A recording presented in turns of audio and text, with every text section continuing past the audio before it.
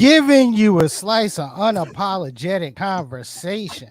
Welcome to Straight to Tape. My name is C. Perry II, the Mr. Fantastic of podcasting's fantastic foe. First, the comedian, professional joke slinger Tico the Gaia. What's good, Tico? What it be, people of the 2022? Y'all still talking about it, and yet and still I'm still living it. Every day, all day, in the twos and twos On Tuesday, on Tuesday, On Tuesday. Yeah. all the day. Yeah. And I because like we to give going up. Perry, a shout out for sitting here wearing his Eric Benet, his Eric Benet skull cap he got going on. You know what I'm saying? I appreciate that. You know what I'm saying? Light skin. Oh, that's Maxwell. Maxwell doesn't wear a there you skull cap. There you go. I bet you got his shoes and socks off and shit. You're about to play. You're about to play an acoustic guitar any second now. I am not in here barefooted, okay? Okay? And this is the fisherman's beanie. It's not a skull. Stop it. Anyway. This nigga about to Start break off into a neo soul song. Start off the year like this, man. Stop it, okay? I'm Really. the only one that owns you. I never ever should have told you you're my only girl. Look at him moving. He can't help but move. He can't help but look at him. He can't help but move. Got his ass. Got him. Got him. Light skin music to Perry is like electric guitars to white people.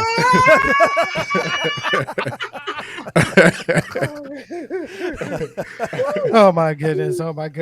And of course, ladies and gentlemen, the first lady of S2T, the quintessential hip hop mom, Keisha with a Y. What's good, Kay?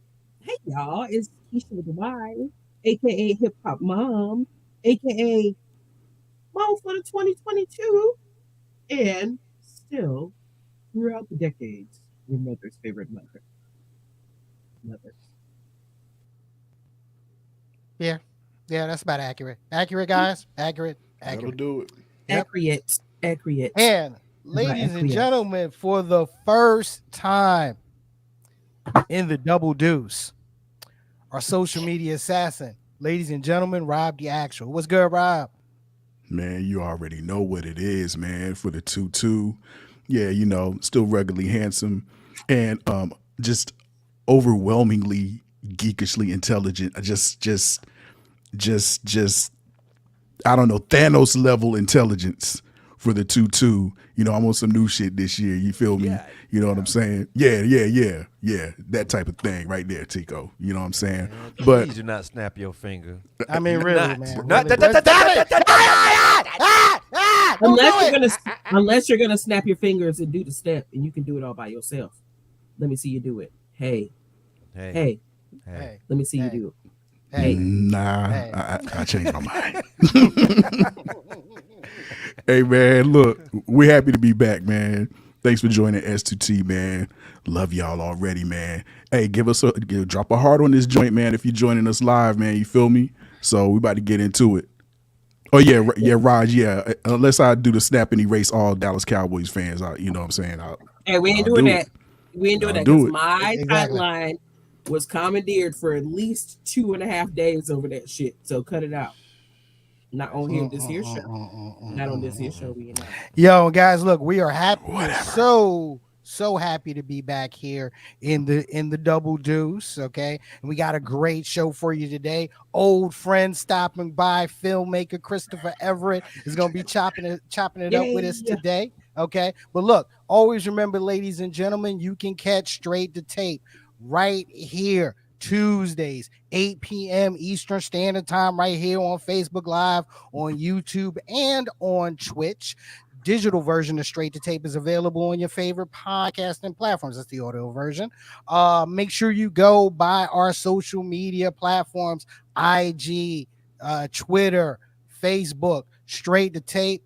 Go ahead and go over to S2T Media, our YouTube channel, and hit that like button as well. Hit that subscribe button. Help us out with the algorithm this year, ladies and gentlemen. Okay. Oh, Yeah, look, before we get, before we start deep diving, cuz look, we've been off since like Christmas, and it's like the middle, it's the middle of January right now.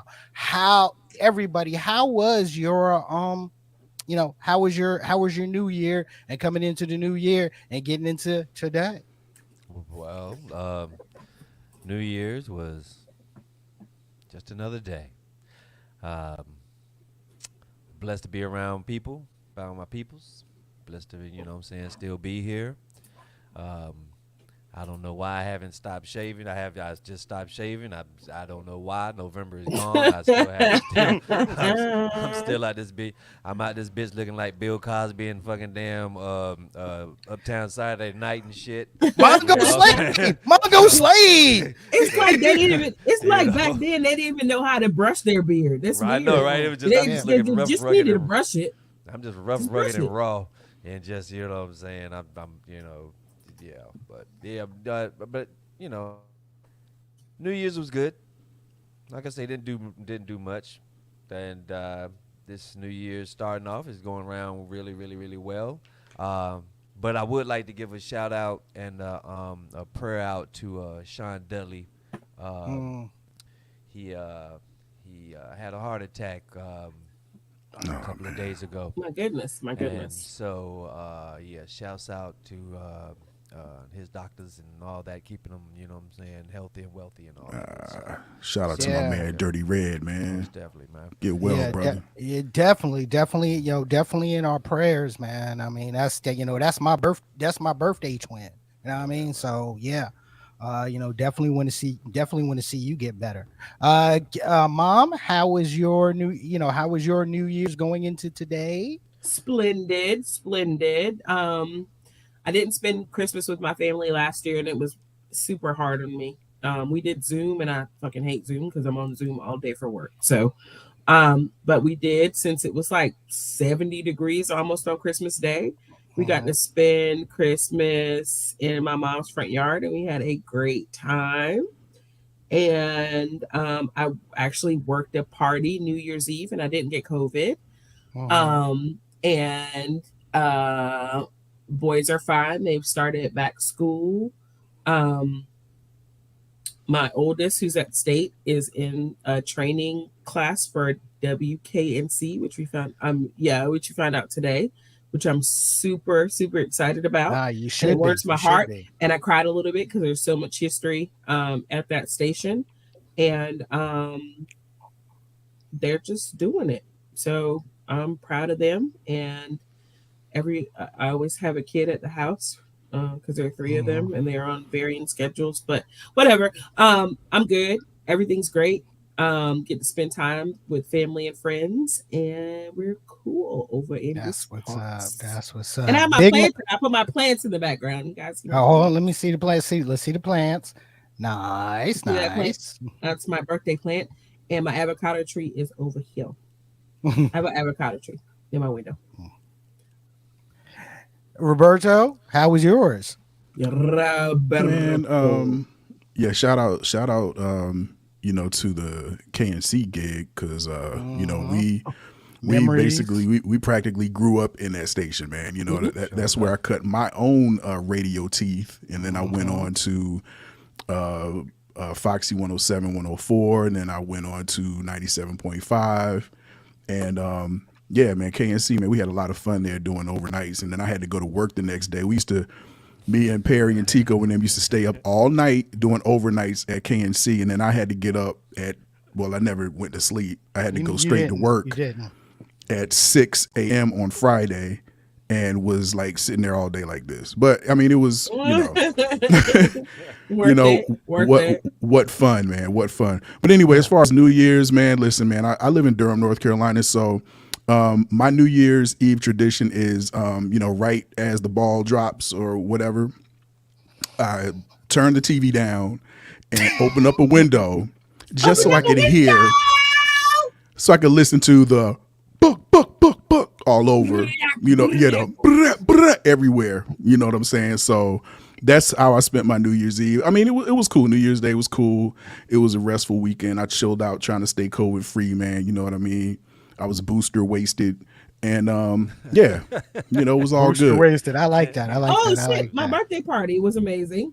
Ah, It yes. was Oh yeah. yeah, Ah, Okay. yeah. yes, yes. Mm. hmm My birthday party was Mhm. amazing. Well. Amazing. Mm. And I do have a brat story. So when we first moved back here in '09, it was probably when Mhm. '09 changed to 2010. Mhm. We had a New Year's Eve party at our house. It was just a few friends, and one of a friend of a friend brought her husband, who was from Florida, and 3, 2, 1, Happy New Year. This dude goes out on my back deck and shoots off his gun multiple times. Oh, okay. And my neighborhood was in right off the belt line in North Raleigh behind Raleigh Duke Medical. So that means just white is white bread, ladies and gentlemen. For Needless context, needless to say, I put his ass out. But Yeah, yeah, yeah. yeah, You had to. You had we to. don't do that around here. And plus, you need and to he had a do gun. And he had a if you gun in his if hand. you're going to do that, you do that at your own, or at your own abode. You know what I mean? So, hmm hmm well, uh, no, we don't endorse We don't celebratory endorse that. gunfire No, at thank you, all. that- thank you, Period, that- thank you, because the Rob. shit is Thank you, dumb. thank you. And What comes up must come down. right, Correct. and then most people, you know what most people do? They don't actually shoot straight up. Right. They shoot at an The angle. angle. Mm. So, it comes down at an arc. So it's going to hit somebody. You know what I mean? So we don't Or endorse that. something. We joke about it. Like I said, I turn down turn the TV down, raise the window, open the door, listen to it for a few minutes. But we don't endorse that at all because it's really dumb. It's really dumb. And dangerous. Seriously. I think I saw actually a couple of stories over the holiday where people were struck by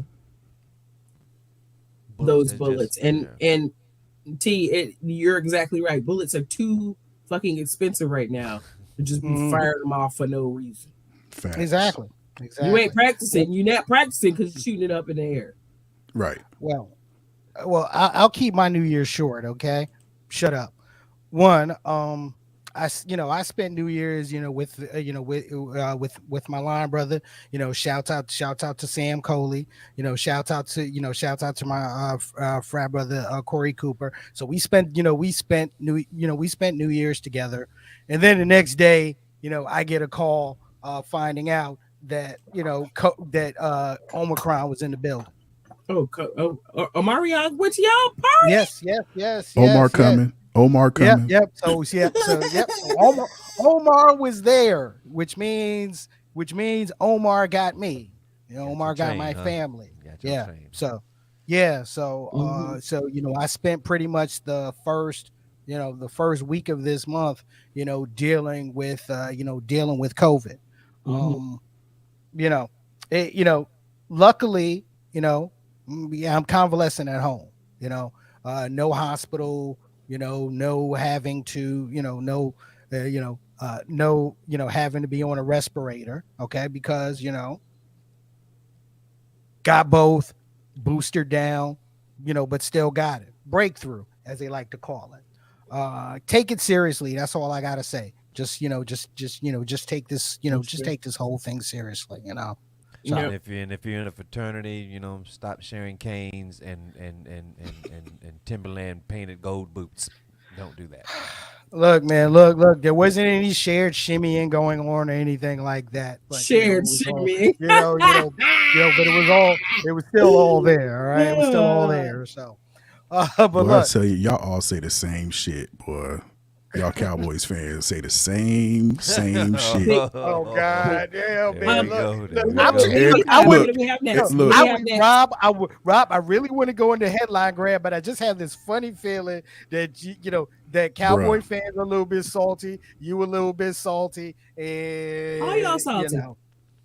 I mean, yeah, you know what I'm saying, but nah, it's Bunch of Cowboys salty fans always with that bullshit. Y'all undercover fans. It's because no, we like picking on y'all because of every fan base in the entire NFL National Football League. Y'all are the most obnoxious and whiny. How you obnoxious and whiny at the same time? How are you brash and bold but whiny at the same time. Y'all win, you know what I'm saying? Y'all making memes and shit talking about you 1-0. We 2-0 on the season. We 3-0. Celebrating winning the division, celebrating beating a team full of practice squad players when we were resting. You feel me? But then when y'all lose, it's the refs, it's COVID, it's the weather, the grass was too soft, it was muddy on the field, it was too windy. Y'all whine and shut up. Shut y'all asses up. That's why we like picking on it's the fans. It's not the team. Really, nobody really hates Dallas, the Cowboys, the team that much. It's the dumbass fan base. Period. Y'all bring this shit on yourselves every year. You haven't been past the divisional round of the playoffs Oh God, you going there? in a quarter century. I mean, people Well, at least we didn't go out the first go round. That's what I hear. people have had children that have gone on to have their own children since the last time the Cowboys even went to the NFC Championship game. You remember Nick Foles? Nick Foles himself, the guy that won the Super Bowl for us. Yeah.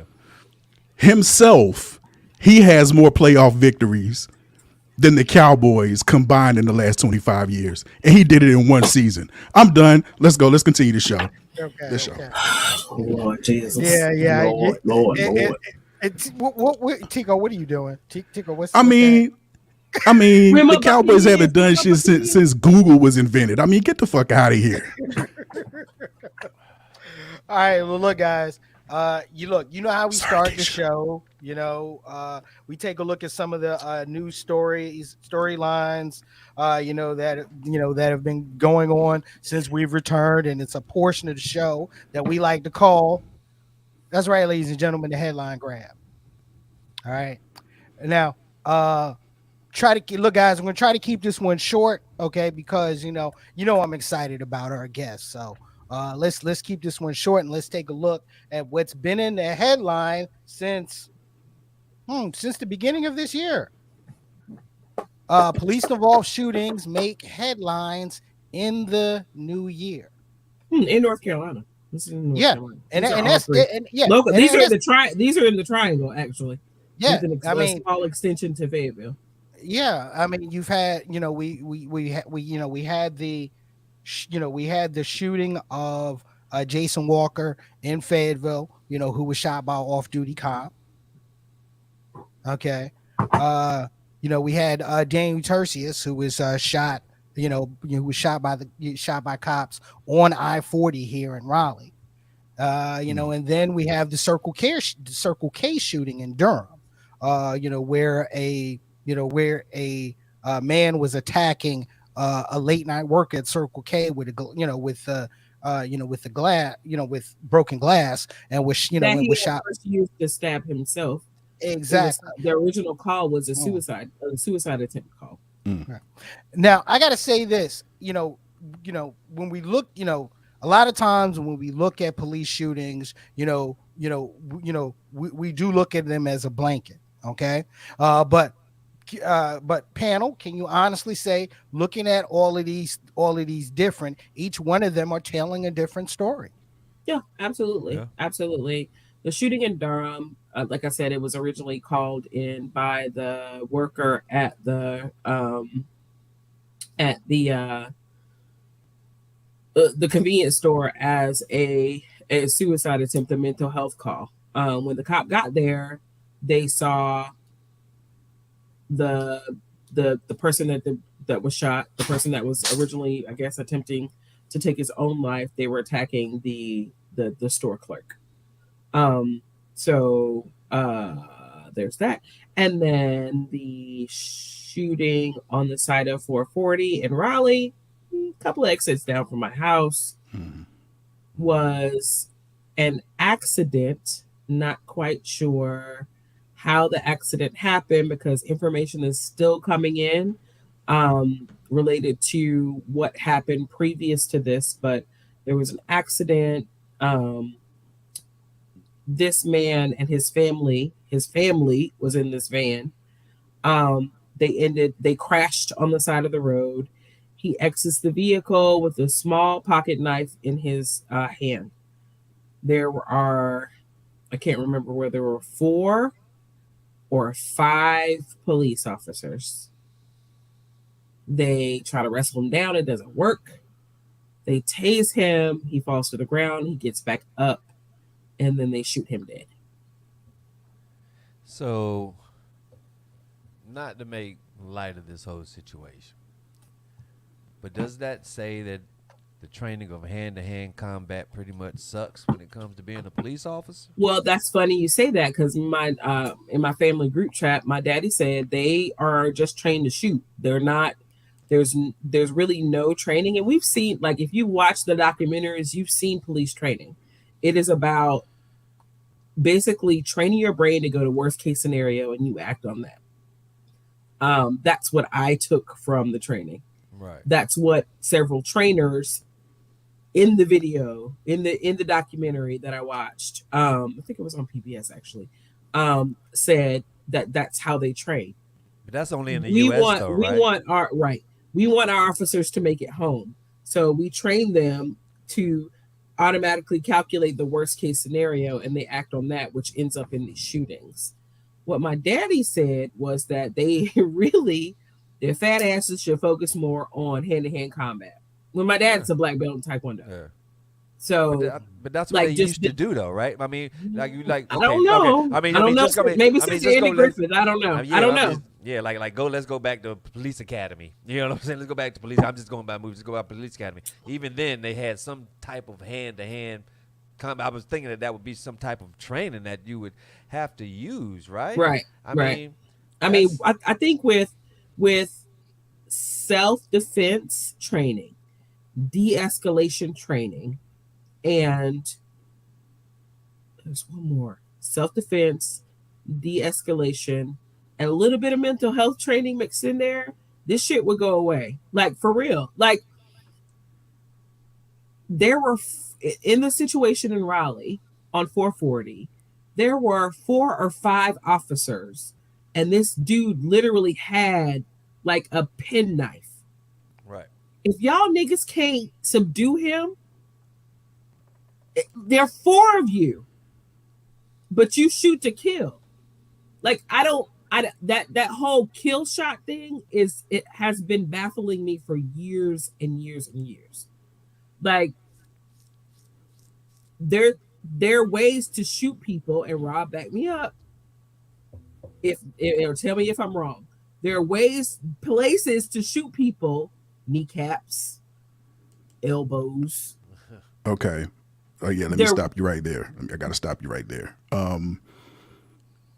In cases where it is the perpetrator or whatever, or the officer, or even in cases where it is an assailant and yourself as a concealed carry holder, no one is trained to shoot for elbows, legs, arms, any of that. Everyone is taught to shoot center mass to stop a threat. And I'll tell you why.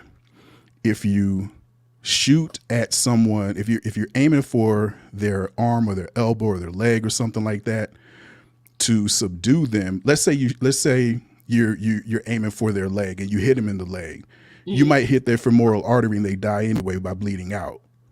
So that kind of defeats the purpose. Also, you could miss and strike somebody else. So the training is to shoot center mass. That's the biggest area. That's the biggest area that you can hit. It's for lack of better terminology, it's just the widest area. Yeah, and that also translates to the back too, because the guy on 440, there are the police have not made their full statement yet, but there are witness accounts and different videos about him being shot in the back.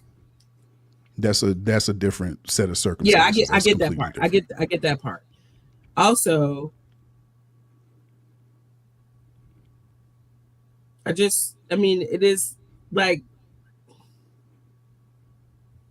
this hasn't always been like it is. there haven't always been, and maybe like we can argue about internet and videos everywhere, everybody got a camera and all of that stuff, but it seems to have over the last 20-25 years escalated, and it is a huge problem that we see, and I know they see what's going on. Whether they call it a problem or not is a whole different thing. So let's fast forward to what happened in Fayetteville. The details still are unclear, and one thing I'm going to kind of umbrella this with is that in the state of North Carolina, my tax dollars pay for these fucking body cams, but there has to be a petition by the DA to the court, to a judge, to release these body cameras. Like, I feel like if my tax dollars pay for these body cams, then I should be able to log onto a fucking website and choose a police department that has fucking public paid for body cams and just sit back and watch. You know what? Key, that's a dope ass idea for the simple fact that when you wouldn't, police officers that would solve know a lot of problems. Who they wouldn't know who's watching what. Correct. You would be on your P's and Q's, yo. Correct. But in the case of the Fayetteville shooting, that was an off-duty cop. Oh yeah. Correct. There was an off-duty cop, but there is body cam footage. There is body cam footage, which is after the Correct. Yeah. However, which is after the shooting. In the Fayetteville shooting, homeboy, the off-duty cop, was in the car with his kid and his wife. He says that black man walking home, he was like, what, 2 blocks from home, 3 blocks from his house, walks out into the street and jumps on his truck. Now, this man has no history of mental illness, drug use. I don't even think he has prior arrests. But dude basically gets out of the car and shoots him dead because he feared for his family. I'm sorry. Now, hold on. There's more. Before you start, because I don't know this story. You mean he jumped on? What do you mean he jumped on top of his car, like on the hood of his truck, or what are you talking about? On the hood of his truck? Well, I'll continue because we don't know yet, right? The black female police chief in Fayetteville says that this dude's black box in his pickup truck said that there was. So this is where I got the story confused, because she said it like she was trying to defend or at least kind of hold off the wolves from the media and public scrutiny. So she says that the black box in his truck detected no impact, which would lend one to say that dude didn't jump on the truck. He wasn't hit by the truck. There's something else that's missing, some piece that's missing that led this man to get out of his truck and shoot this man while he's walking home. Are there black boxes in F-150s or F-250s or pickup trucks? All depends. I mean, I guess it all depends on what kind of security system you got on in your truck. But yeah, you can get a black box. You can get a black box put in your car. I think there is one for the simple fact for like insurance reasons. I think because that lets you I guess I don't know. I don't know what model of the car it is. I don't know. That's something. That's something we got to check on. Yeah, I got to look that up. Yeah, because a black box in the car. That's what the police chief said, that the black box did. And the extra funny thing about this is like the day after. Like how many times have you heard the black box has been taken back to such and such, and we'll have more details in about a week or so, or 2 weeks. She said this shit the day after the shooting, that the black box A word did there. not indicate any blah blah whatever she said. It did that. Mm. The shit just doesn't sound right to me. It doesn't sit right with me.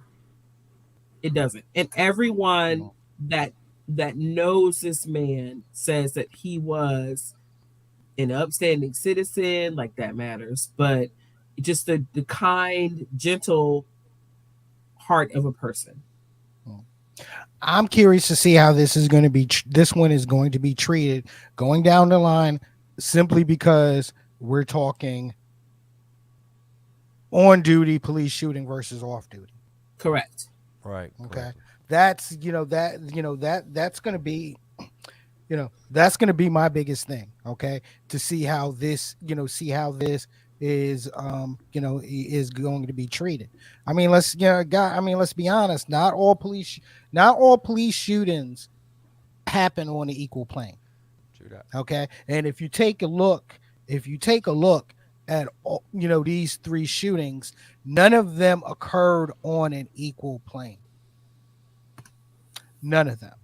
Mhm, Okay. mhm. I mean, you can take a look at the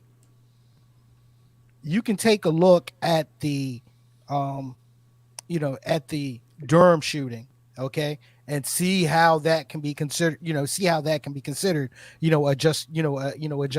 justifiable shooting. Okay. I'm going to ask that we have a person in the Facebook comments, and their name is Facebook user on my screen. I'm here. That says that there is an interview where the victim's father says that his son did jump on the car and rip the wiper off. Wipers off.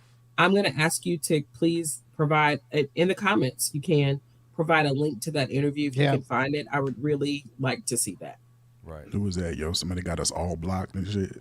Shows up as Well, Facebook user. Yeah, he shows up as Facebook user. Okay. Well, I don't know, thank you but for watching. I mean, Thank you for here's watching. here's the thing. Here's the thing, y'all. Even if I do jump on your car, and I jump in your car and I'm standing and I have a baseball bat and I smash your window, like Facebook user also said, it's not warranting you fucking killing me, yo. It doesn't. Mm-hmm. It doesn't. I understand his wife and his kid were in the car. He's also a police officer. So this whole self-defense training, Right. de-escalation training really needs to be part of every fucking police force that exists in this country. Because somehow these motherfuckers think because they're a cop, they can just, I mean, a threat is not a threat, right? If someone is coming at you with they pick up you're having an argument with your neighbor while you're walking the dogs, and that nigga picks up a stick off the ground, is not the same threat as someone if you're in a party and they bash a beer bottle and they're it's not the same threat as someone pointing a gun at you. Those are not the same threats. They all warrant different reactions. Yeah. You know what I'm saying? And all but one of them should it be shoot to kill.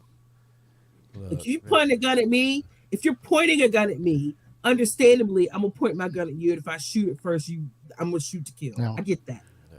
But not a fucking penknife, not an unarmed man that jumps on your car and tears your windshield wiper off. You know what I'm saying? I understand property is king in the United States. It is. And That's and why some you of got the shit insurance, though.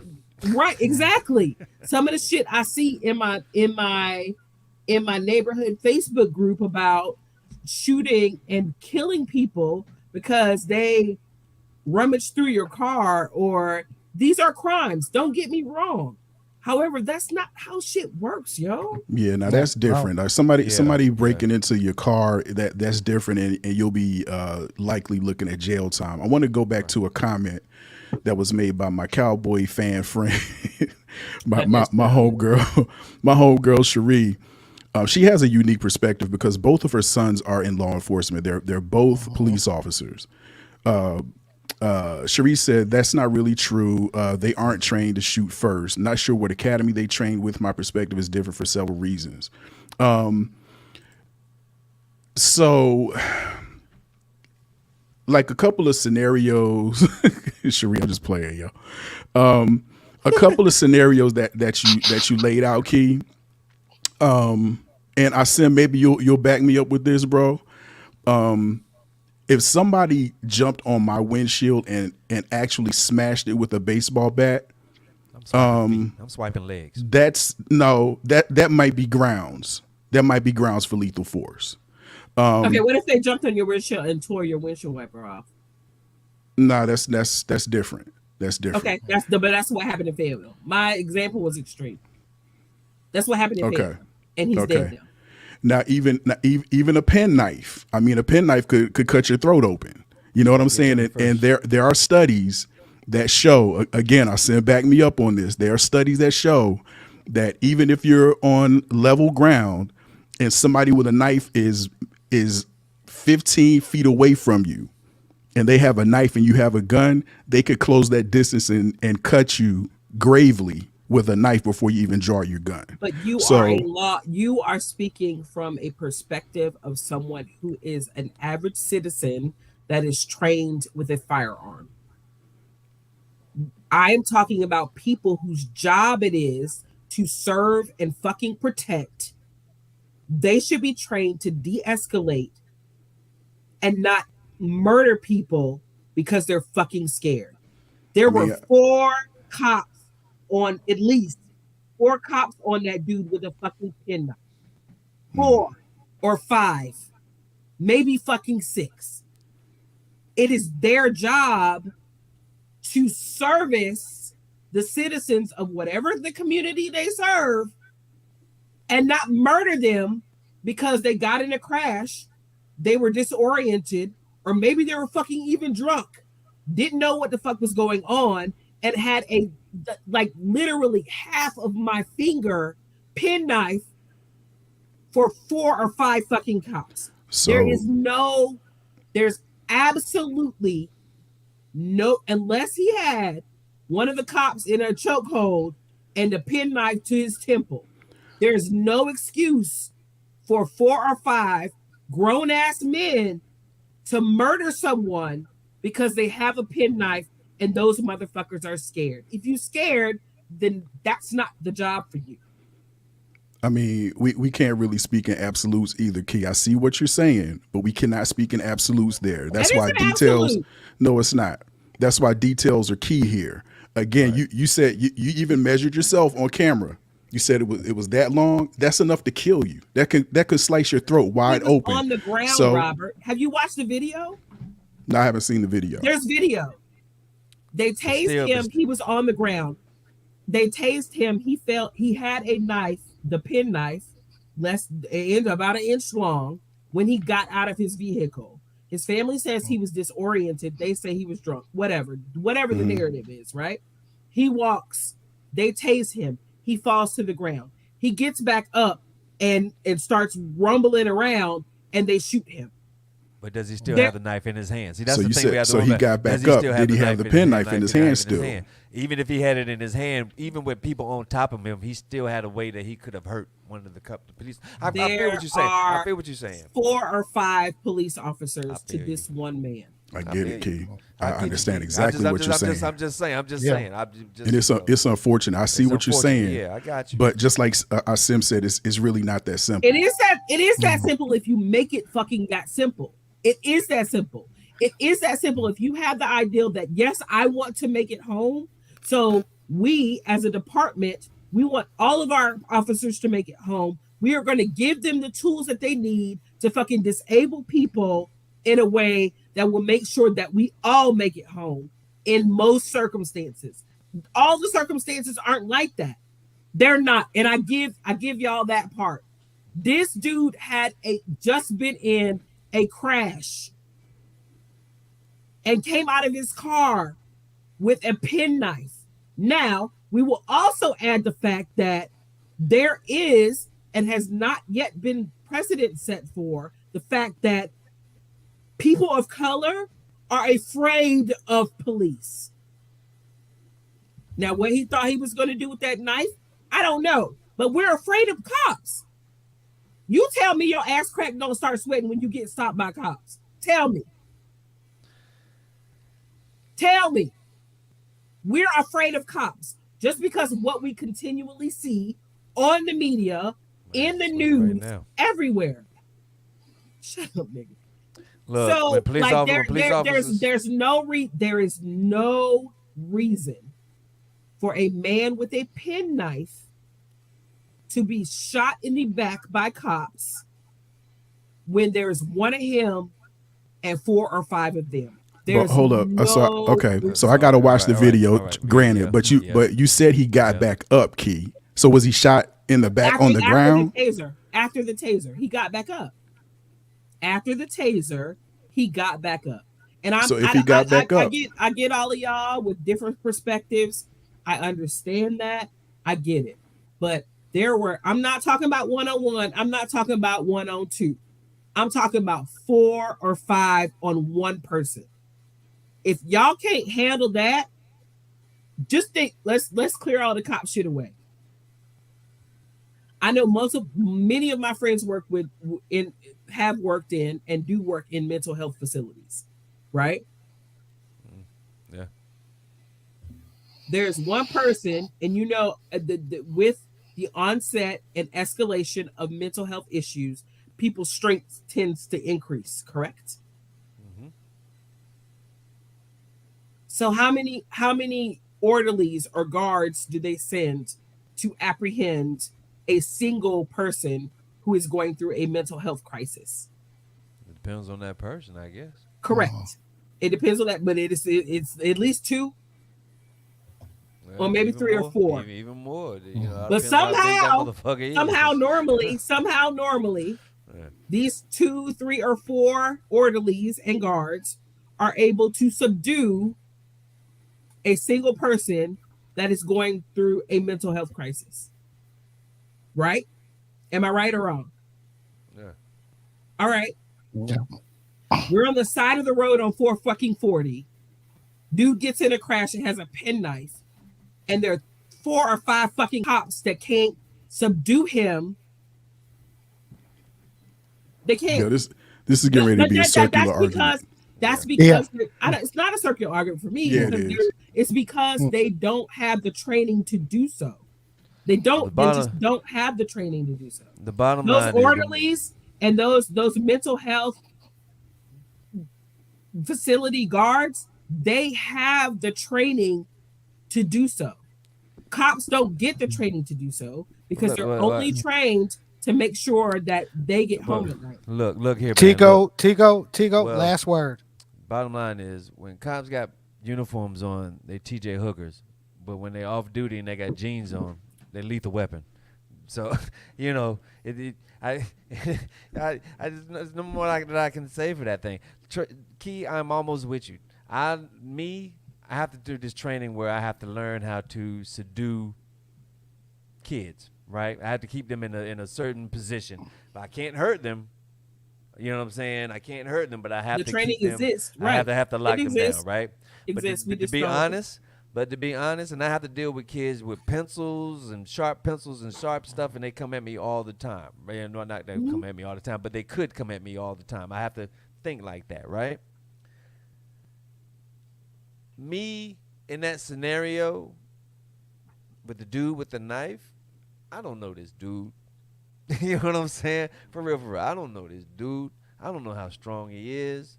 A lot of cats is cock strong. A lot of cats is, you know what I'm saying, just, you know what I'm saying, and when he amped up on whatever, if he's drunk or whatever, and you got this adrenaline through, you just got into an accident, and this adrenaline is pumping, and you know when and there's been cases when people get that adrenaline's pumping, that women have lifted cars off of for children. So you see what I'm saying? So you kill them. I'm just saying. But that's what you're getting to, right? So you kill them. No. I'm just saying for the strength part of it. But you kill him. You don't know him. You don't know how much strength he has.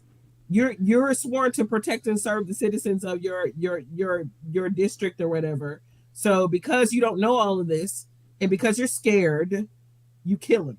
Oh, I Right? ain't That's scared now. that's I'm gonna it. fight him now. Now, if I fight him now, if I'm getting my ass beat, by all means, you know what I'm saying. Shut up. 369, you know what I'm saying. Okay, Come okay, get it, look, come get me. look. We go, Oh, shit. no, exactly. We Oh, go, Those are here we Christmas go. past. Perry, Here we mute go. yourself, bro. Here we go. You Yeah, right So there. kick him out. all right. So Yeah, let's get we're into gonna something we're gonna different. move Yeah. away from this topic. Sorry, y'all. I just really anyway. So we're gonna move away from this topic, and we are going to bring on Chris Everett, who is a friend of the show. Because if He anybody is. know about corruption, he does. We're gonna bring. Nope. Hold on. Good night. Good night, P. um so, This nigga So- microphone. He brought them problems into 2022, man. um he is the writer producer of Wilmington on Fire and Wilmington on Fire Part 2. Part 2 that's coming out soon.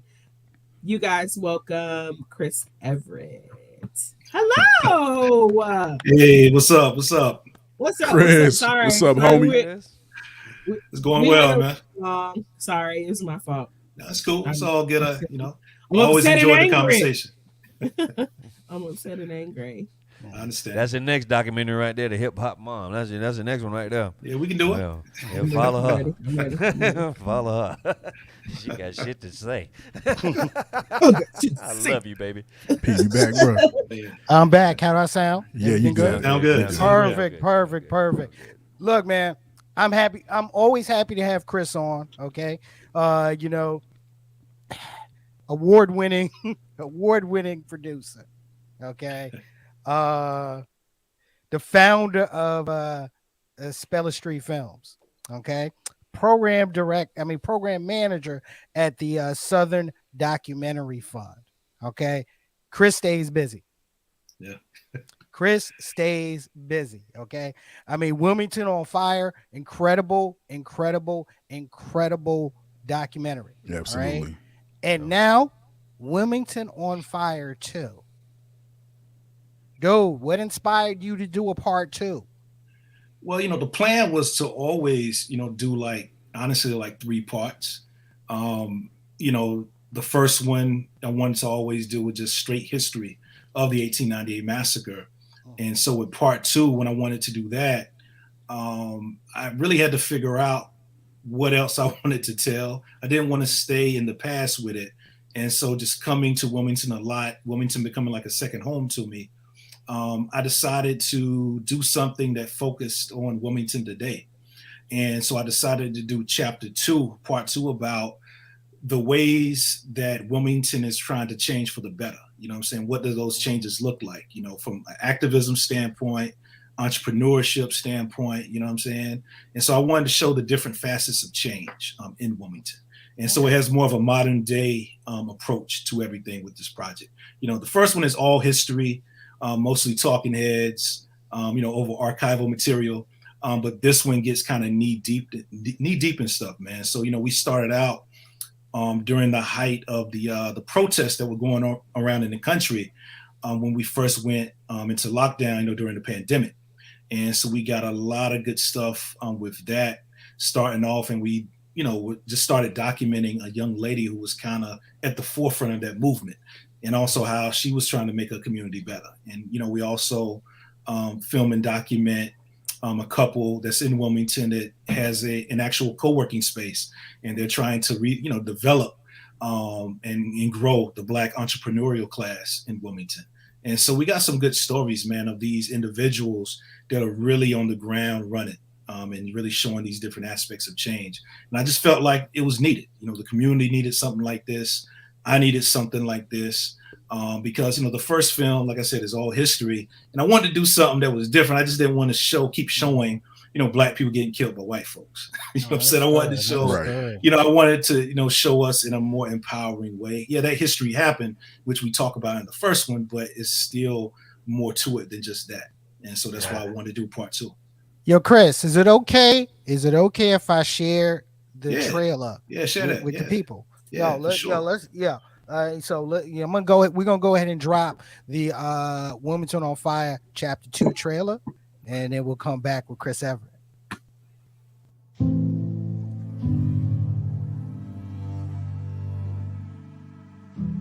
The river ran red, they say. Each and every person that I speak with, what they remember is black bodies, bloated bodies in the river. Black thought was self-empowerment, independence, build community. That spirit was what was attacked in 1898. Don't have sympathy for your community. Fix your community. Your sympathy only goes so far. I believe that the next wave of emergence will be a level of consciousness that won't look like physical action. I believe inside this community is going to be an actual immersion of a shift in culture and a shift in actual how people are choosing to think. The beauty that's here, I think it's important for Black people to come back and experience that again. And I know we can thrive because we did it before.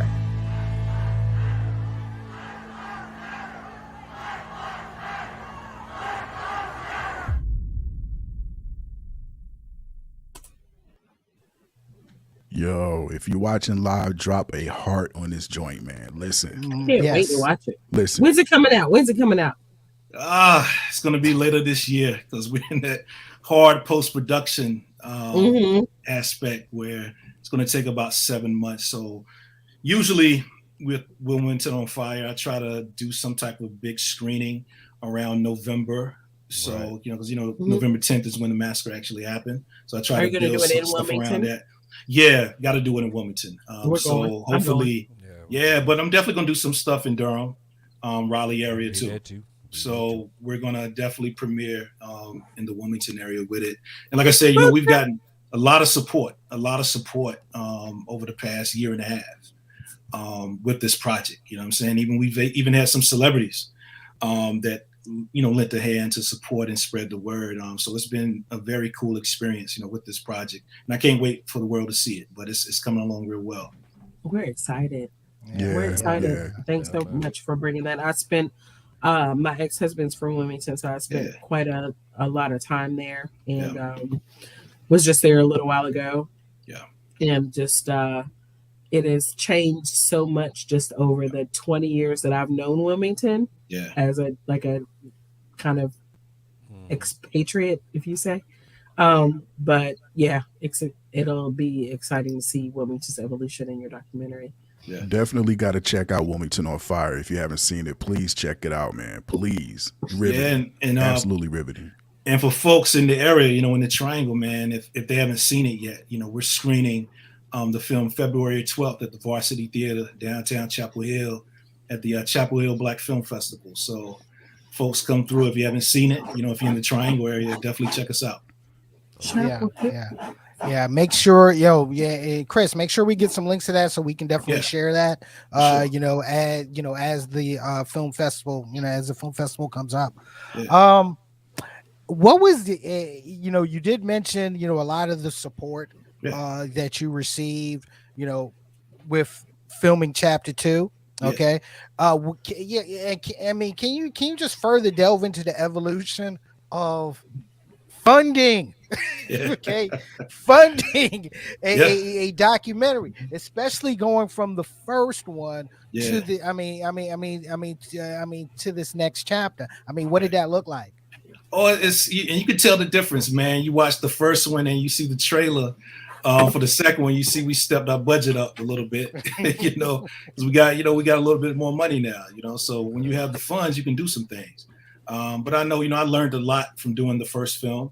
I wanted a lot of things better, cinematically better and everything, storytelling, the whole nine, so we were able to get a few more dollars with this project to help enhance that. You know what I'm saying? So I was able to have a sound crew and do things like that a little bit more than what I could do in the first one. The first one was really a learning experience, and also the people I was working with, it was their first time doing a feature-length project as well.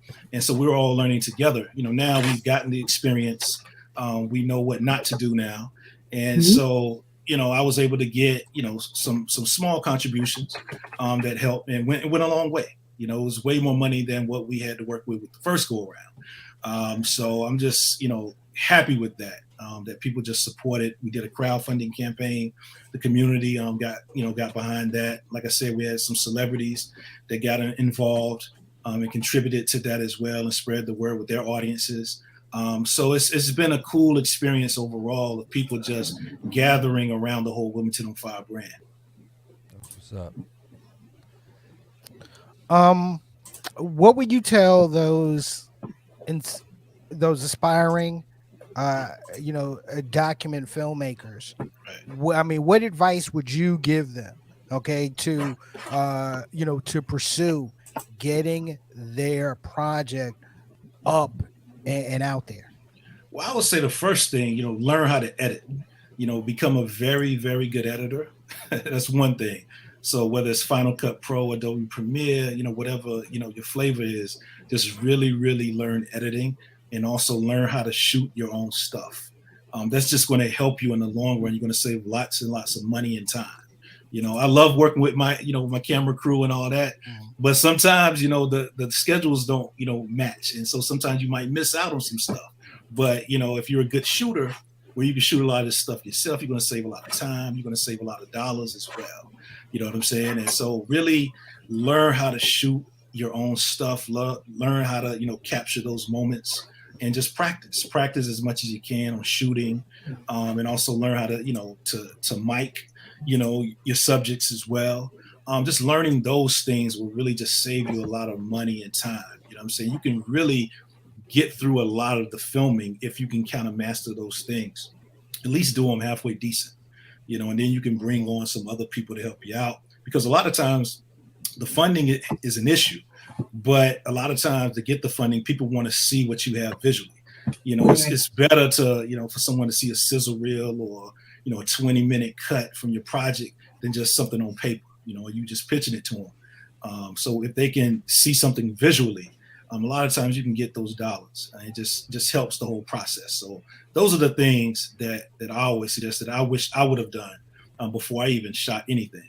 Is just learn how to shoot and edit my own stuff. It's just going to save you a lot of money in the long run. Chris, man, I don't know if it's because of I'm getting older or what, but I find myself watching more documentaries now than I do, anything else.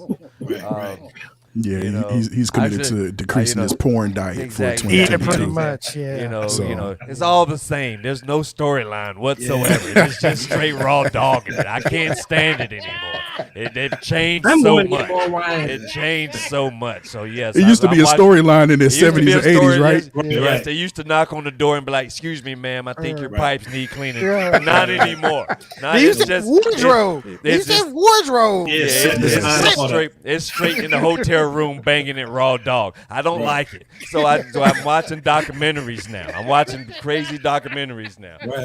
I'm asking you this, man. So do you want to get into doing films? Like, you know what I'm saying? Like you know what I'm saying? Like narrative films, right? Yeah. And what do you think that the hurdles will be from going to doing documentary into doing a narrative film? How do you think that you have that easy transfer into that, or is that something, you know what I'm saying? You understand what I'm saying? Yeah, I get what you're saying. Well, a lot of people don't realize this. I've already kind of done a couple of narratives, but I haven't directed them.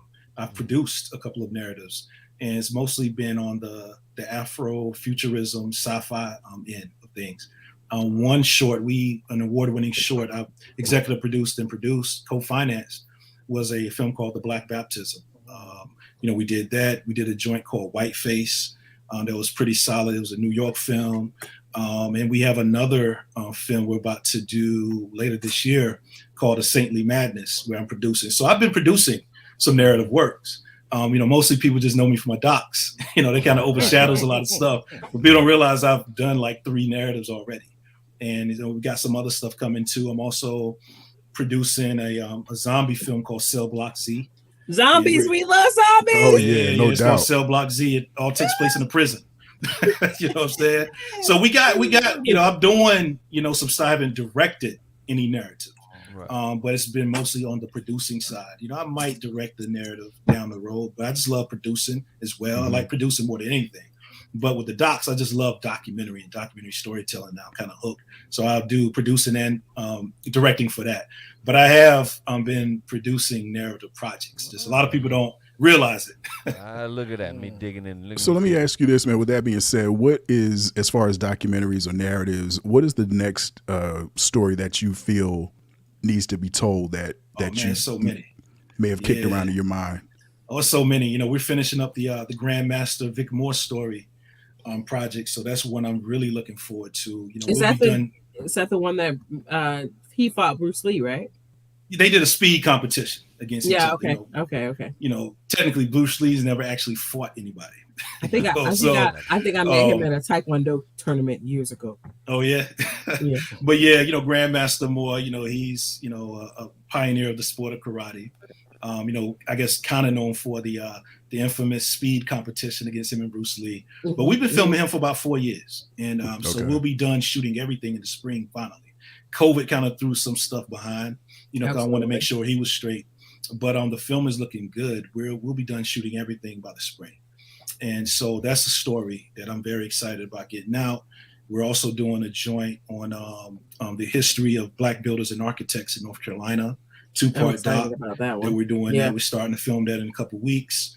And also I might be doing a Dizzy Gillespie project on documentary.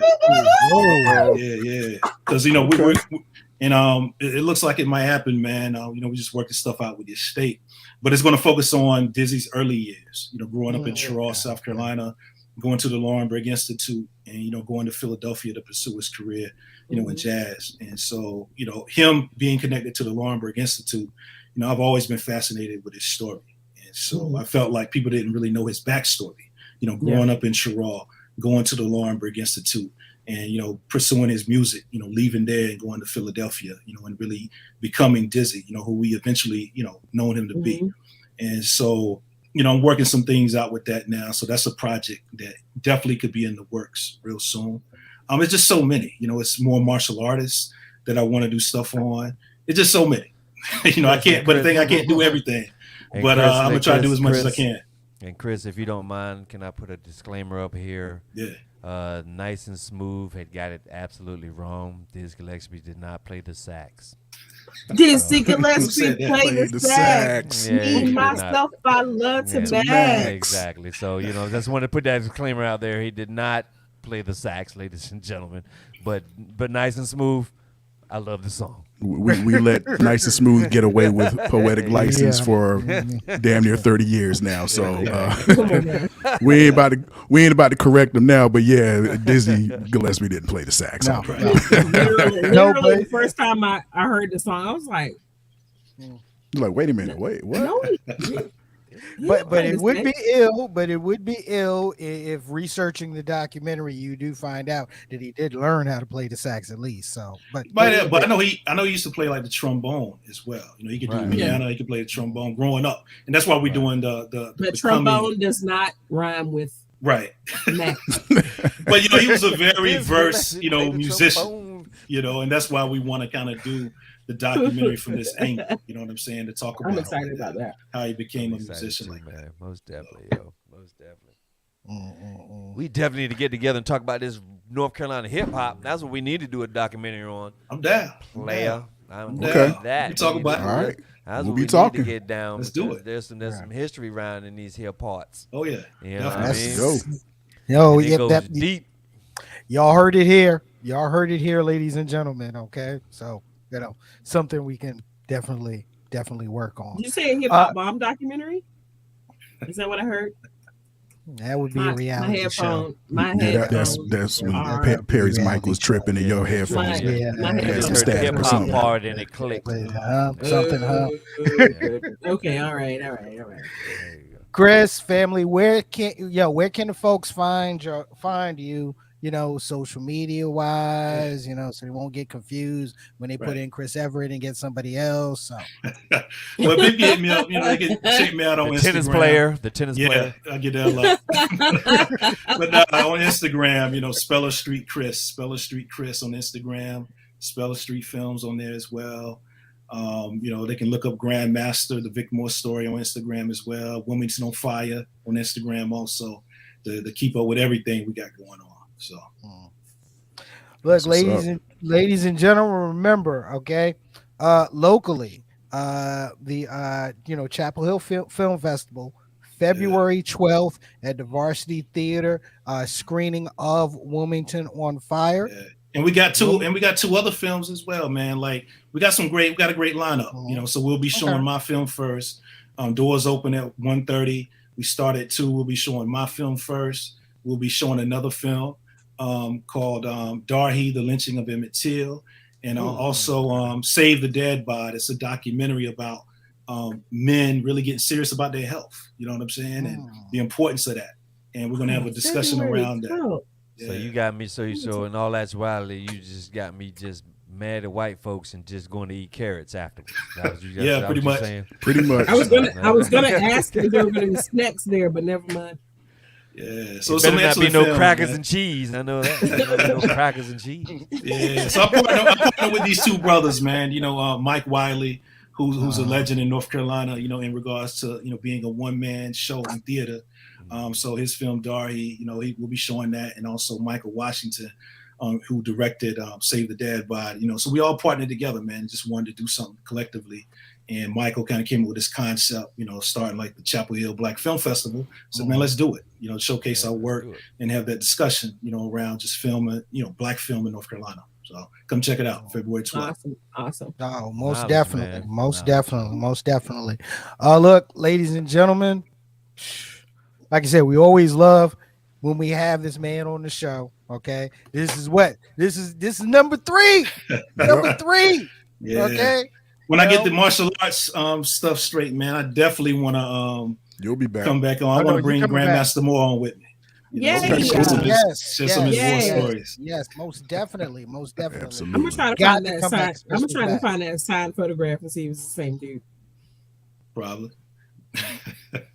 Where were you at when you met him possibly? Well, my dad's a black belt in Taekwondo, so are both of my kids. So from the time they were like 6 and 7, probably to the time they were 10 and 11, we was all through the damn martial arts tournaments. Right. So he probably was there. Yeah, with a little table set up, selling pictures of him and Bruce Lee. Yep. I got one somewhere. I got one somewhere. But also when y'all were talking about earlier about the whole thing of police officers, the training.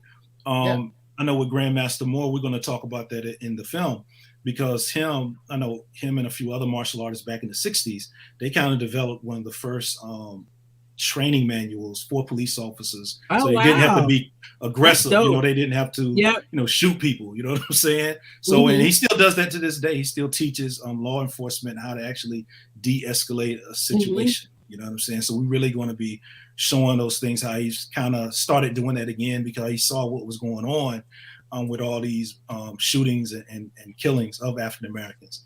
And so it really ramped him up to want to get back into doing that again. And so we'll be kind of, highlighting the history of him and the organization he was a part of, the USKA, back in the 60s, developed one of the first training manuals like that for law enforcement. So they wouldn't have to, shoot people. They can actually de-escalate the situation. So they kind of made me think of that when you guys were having your discussion. Little do people who watch all these movies know is that most martial arts disciplines are about defending yourself, not necessarily attacking. So right. It's all defense mostly. All right. Interesting. All right. Look, Chris, you're coming back. Okay, you're coming back. And we'll get everything set up because yes, we would love to have you and Grandmaster Moore in the building with us. And one last thing, man. That I have to tell you about. We haven't made the announcement yet, but I'm doing like a very cool Black Kung Fu film series starting in April. Yes. We're gonna in Durham at the Pinhook, but we're going to make that announcement in February 1st of those films. But also with the films, we'll have some pre-recorded Q&As with some of the stars of these that's gonna films. be so amazing. Tell you So I something, can't Chris, I can't let you know yet, but we got some joints coming. You have stumbled upon one of the martial arts movie gurus over this piece right here. Like, you gonna love this, man. If it comes to martial arts films, brother, I go. You gonna love this one. You gonna love what I got coming. Yeah, we're going. I'm down. We'll be there. Yeah, I got to have that. You gotta get us. You gotta get the pub on that because we will promote the hell out of that. Because Exactly. Promote interviews, whatever. Just let us know. You know how we do, Chris. We'll do. I'll definitely keep you guys posted, though. I definitely want you guys to come through as well. Yeah, most definitely. Films, looking forward to it. Act like a zombie. Look at the lip. Yeah, look at that beard. Anyway, ladies and gentlemen, light skin shit, nigga. Filmmaker Christopher Everett. Chris, as always, man, thank you for blessing us with your presence Thank here you, on Chris. Straight to Thank you. Tape. Thank you for having me on. Chris. I appreciate it, guys. All right, Thanks. homie. Take care, my man. All right, Take peace. care. Woo, guys. Man, that was deep as shit. Like I want, I really want to watch that Grandmaster joint. I am really. That's what I'm geeked about. You know what I'm saying? I gotta dig out my picture. That shit great. Yeah. I was going to say, Key, I would love to see that picture for real. Yeah. You know, for real. In the bottom drawer somewhere. Wow. Tico. Look, by any chance, since this is a I need to start new drinking year, right now. do you have anything weird for us in the new year? Matter of fact, I do, Perry. Matter of fact, I do. Oh wow. Boy. Here we go. Wow. Yeah, I don't know how I feel about this, after the last couple of ones. So, ladies and gentlemen, time for Tico's Theater of the Weird. Super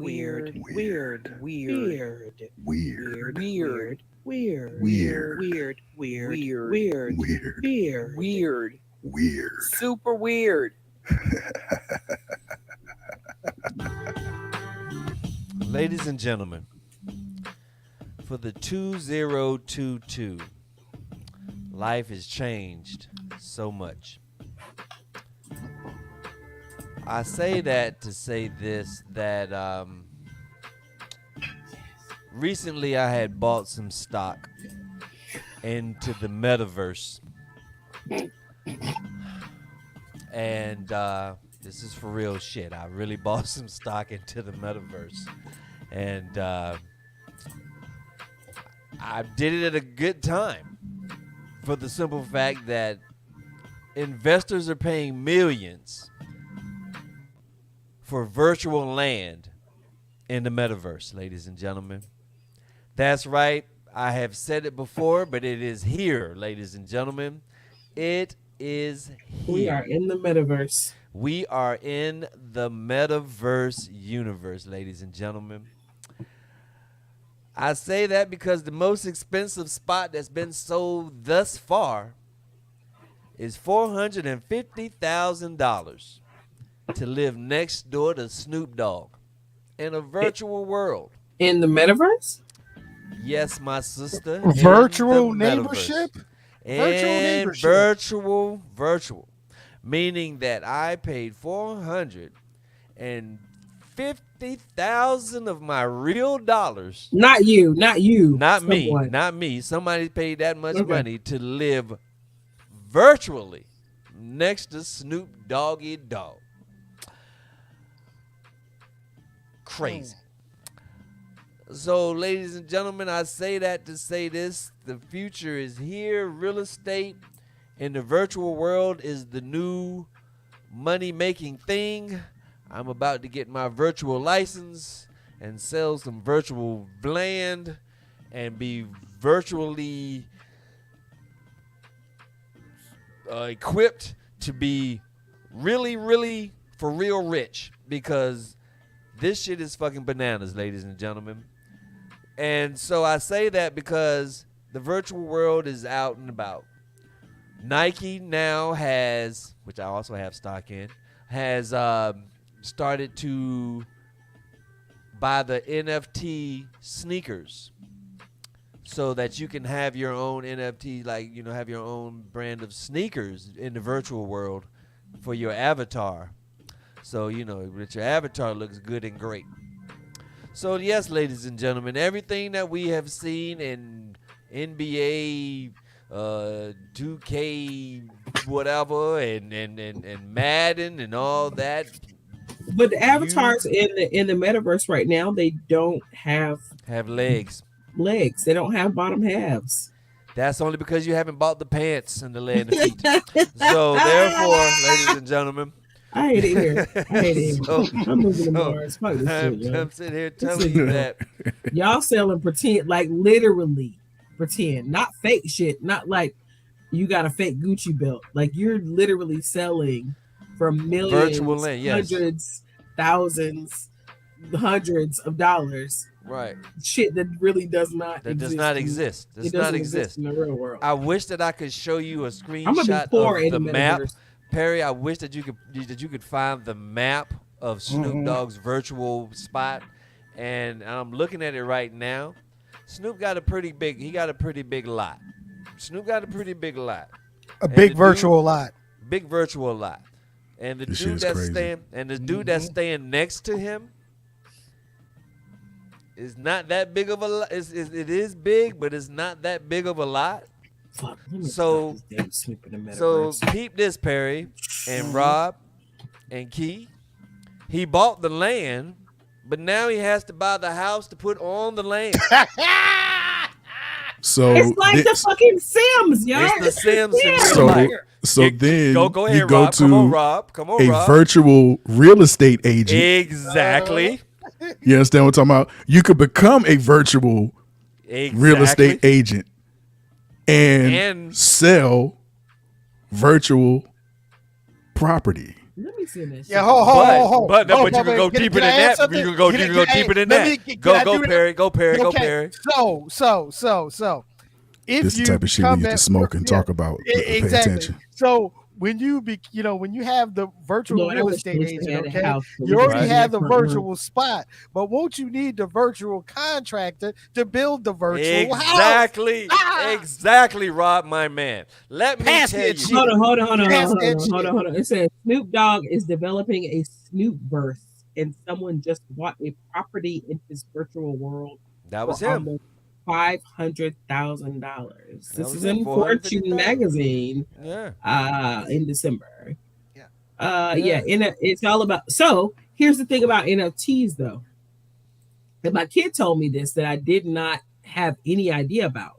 NFTs are a detriment to the environment. Yeah, they because there are so many so many Right. servers that have to maintain these Right. NFTs forever, and they're increasing the carbon footprint of the world. So they're becoming those big ass computers in the 1970s. Yeah, and yeah, 60s and like shit the ones that we are used to out have off like in for the- like 2 gigs. Alaska You had like or a whole whatever, yeah. row of fucking damn computers Yeah, and shit. Right? and it was only 2 gigs. Yeah, 2 gigs. And it was a room full of computers and shit. Mhm. But now those rooms A whole floor of computers. Whole Or floor those down, rooms- you got 2 gigs. Those rooms full of computers are now housing all of these pop-up NFTs. Like fucking Pepsi just had an NFT a couple of weeks ago. Mhm. Like it is it's yeah, my kid's worried about the environment. Look, Now you, the now you thing can about carry, it, though- you carry 256 gigs in your pocket. And- But exactly. Look, the further we get into the metaverse, the further we will the more we will finally see the real Mr. Smith. Key. Mr. Please. Anderson. Yes, Mr. please. Anderson. Yes, please drop a verse Let me on go ahead us. and close this off. Okay, so it's because it's been the holidays and everybody's up. Everybody's been out of school. Makeup. I've been spending a lot of time with my kids, and I realized that I don't parent them the same way that my parents parented me. And I think I know that, and my ex-husband knows that, their dad, and my parents know that. And I challenge people to, yes, you were parented the way that you were parented, and you grew up to be an upstanding citizen and successful in whatever realm you choose to qualify that in. But I do want to say this out loud because it is important to me that in order to build a legacy and to build generational knowledge and wealth, it is important to make your kids better than what you are. And we don't oftentimes, as a community, realize that. I got Jordans. My kids got Jordans. Like, literally. I'm not making fun of anybody. Like, we all have Jordans. Or a few of us do. But find ways to improve the parenting process.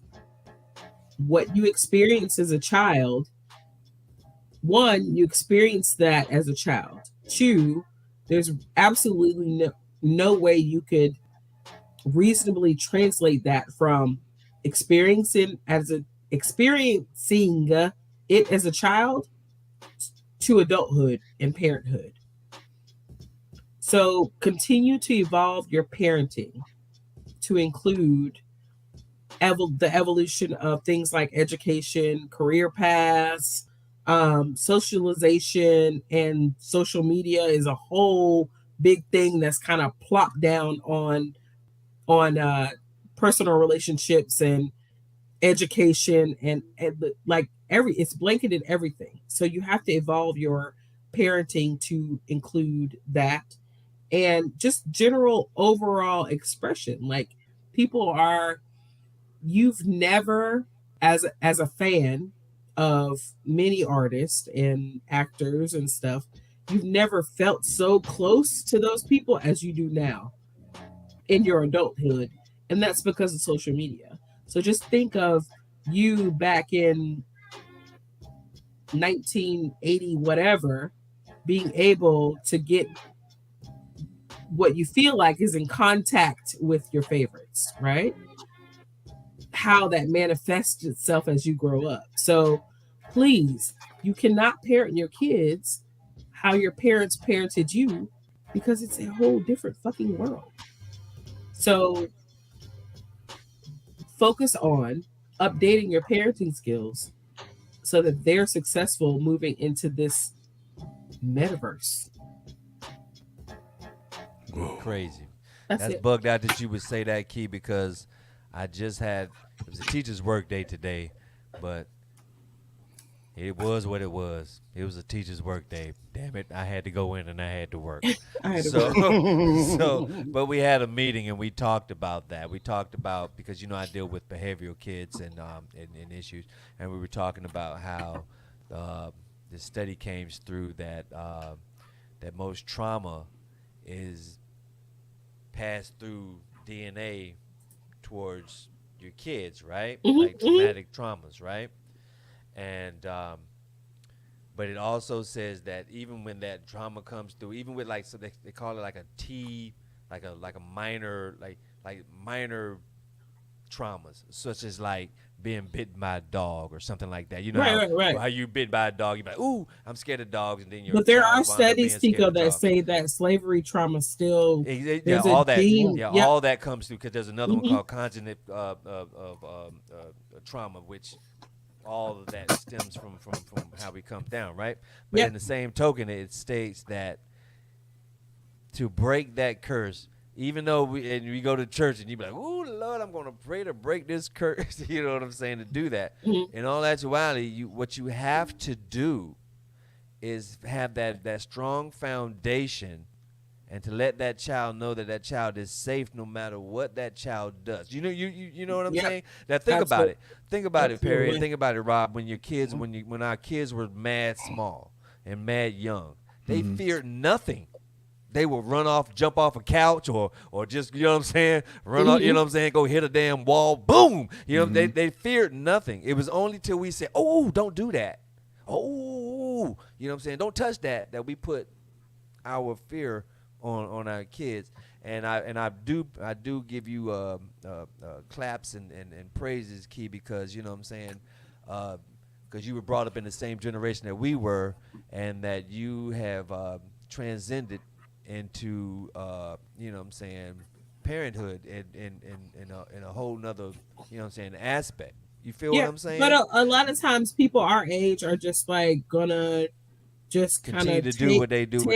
Correct. And that's not, I mean, with anything, like there's always, Rob, you the technology person, there's always updates to the fucking software. There's updates to the fucking software fucking quarterly at least, right? Right. You're updating the software. You're figuring out what the bugs are. You're clearing the bugs out, and you're putting out an update to correct all of the wrong that you've discovered. And then when you do that, it causes more issues. That's just the nature of how shit is, right? But a lot of times I know people my age that are raising kids are like, well, my daddy did this and my mama did that, and this is what I'm going to do. No, you have to update your parenting to meet whatever it is you have going on. Right. Your circumstance is not the same as your parents' circumstance. Like my parents are still together. Me and my kids' dad are divorced. There is technology. There's a whole bunch of other shit that exists that didn't exist back when I was their age. So it's stupid, basically. For if I have this damn Gene Wilder shit going on. No. But Kate, I mean, just to be honest, just to be honest, if I parented the same way that my parents parented me, my ass would be in jail. Period. And we'll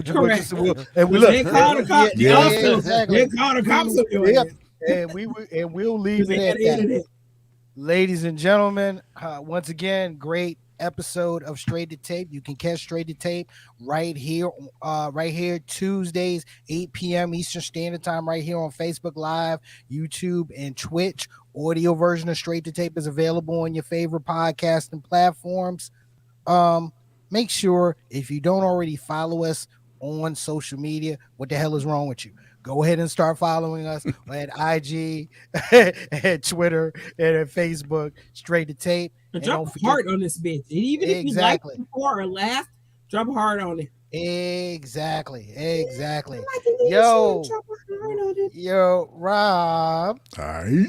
Yo, man, you know what part of this show this is? Please, show some love to the comment section. Damn Kappa, start fucking with me. Shut up, T. Hey, man. Well, we've come to the part of the show where we like to recognize all of our people that joined us in the comment section. So we want to give y'all some love for giving us love. We appreciate y'all. My homie Raj on the check-in. We had Daniel Allen. He had to dip early, but, thanks for coming through, homie. Candy, what's up, girl? Coming through as always. Also, Tanya T, the homie Asim. We had Joe Biggs in the building. My man Jay Burke, a.k.a. Jay Berkeley Gold, in the building. My homegirl Cherie. We also had Tara Taylor, a.k.a. Facebook user, in the house. Thanks, Facebook What's up, Tara? user. We also had a couple of phantom people on the check-in from YouTube and Twitch, I believe. Y'all count too. Yeah, with some funny style stuff in the comments. But thank y'all for checking in too. But yeah, man. Hey, look, man. Listen, thank y'all, man. Thank y'all for coming through. Thank y'all for hanging out with us, man. Y'all could have been watching what comes on Tuesday night. I don't know. But y'all chose to hang out with us. We appreciate you. We love you. Shout out to Chris Everett again. And this is a great show, man. Appreciate y'all. Yeah, no, great show. Look, yo, and that's see the homie Joe Biggs. Was in the check-in. Make sure that's like podcasting family to us. So make sure you check out his show, Front Porch Discussions, Thursday, 6:15 Eastern Standard Time on Facebook Live, on YouTube and YouTube as well. Great conversation. Less cussing. Okay. I'm coming on there. I'm coming on there Thursday. No, you're not. No, you're not. You're not gonna get. What's up, Jen? What's up, Jen? What's up, Jen? All Thursday. All right. Make room. Well, brother. look. Crazy. Yeah. Well, look, guys. I mean, once again, great show. Thank you for joining us in the 2-2. And look, Double Deuce, it's gonna be big. I'm just gonna tell you. Double Deuce, 4 straight to tape, and four straight to tape for S2T Media, and for our new independent media movement is going to be big. Trust us. Make sure you're checking us out on everything that we do. Big things. We're bringing some more people out too. Bringing some more podcasts out. S2T Media, check us out. Exactly. So for the social media assassin, we in the 2-2 now, fam. Rob the Actual. Peace. Like I said, man, we got some big stuff coming through, man. So stay right here, man. Stay right here with us, man. All right. Of course, the quintessential hip hop mom, Keisha with a Y. Bye. That's just it. Big, just big bye. popping, little things stopping. Okay. All right. Shout out to Keisha in the background. Oh yeah, shout out to the best showrunner in podcasting, Felicia Rousseau. Okay, we love you. We gotta show. Bring on camera.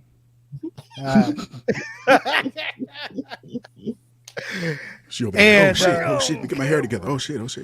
I'm probably going to regret this. I'm probably going to regret starting the year off this way, because it's probably going to jinx us in some form or fashion. But the comedian, professional joke slinger Tico the Guile. You know what?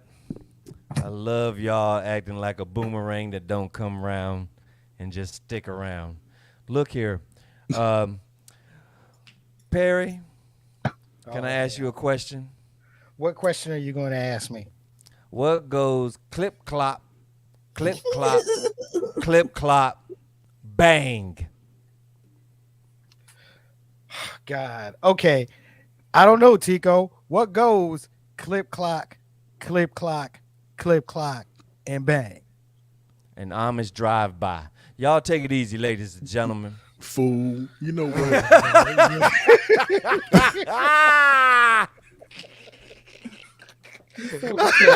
I'm mad at myself for laughing at this shit. Oh my goodness. At least it's not the who's. Yo. John Henry. Hit the button, Perry. Hit the button. Oh God. Take us out, P.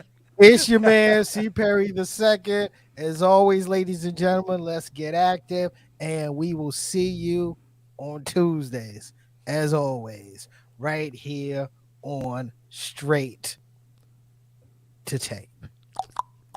Later. Bye.